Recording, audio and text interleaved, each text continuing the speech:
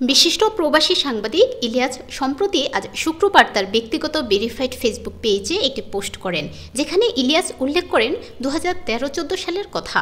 সারা দেশে এমন এক পরিস্থিতি তৈরি হয়েছিল যে বিএনপি জামায়াত নিষিদ্ধ দলের পর্যায়ে চলে গিয়েছিল। যৌথ অভিযানের নামে সারা দেশে চিরুনি অভিযান চালিয়ে পাখির মতো গুলি করে মারা হতো ছাত্রদল ছাত্র শিবিরের নেতাকর্মীদের। পরিস্থিতি এমন দাঁড়িয়েছিল তাদেরকে মারলে যেন কোনো বিচার নেই। হরতাল অবরোধের কথা উল্লেখ করে তিনি আরও উল্লেখ করে বলেন, হরতাল অবরোধের ডাক দিলেই সড়কের মোড়ে মোড়ে আওয়ামী সন্ত্রাসীদের সশস্ত্র মহড়া চলত। মাঝে মধ্যে ছাত্রলীগ যুবলীগের সন্ত্রাসীরা পিটিয়ে মেরেছে পিকেটারদের। সেই পরিস্থিতিতেও বিএনপি জামায়াতের সমর্থনে জটিকা মিছিল হতো, পিকেটিং হতো, আর আওয়ামী লীগের নেতারা পুলিশি পাহারায় হুমকি দিত খেলা হবে। পুলিশ এখন গুলি করে না, বিজেপির টহল নেই, তারপরও তাদের আব্বার বাড়ি সাধারণ মানুষ গিয়ে মাটিতে মিশিয়ে দিল। অথচ গোটা শহরে একটা ছোট মিছিল করার সাহস করতে পারল না দলের কোনো পর্যায়ের অঙ্গ সংগঠন।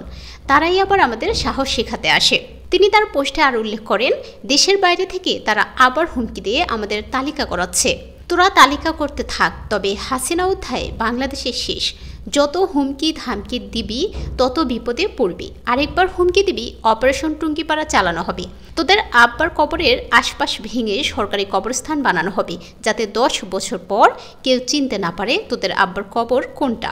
আর খেলতে চাইলে দেশে আয়, আমরা সবাই দেশে যাওয়ার প্রস্তুতি নিচ্ছি। দেখা হবে, খেলা হবে খেলার মাঠে, ইনশাল্লাহ।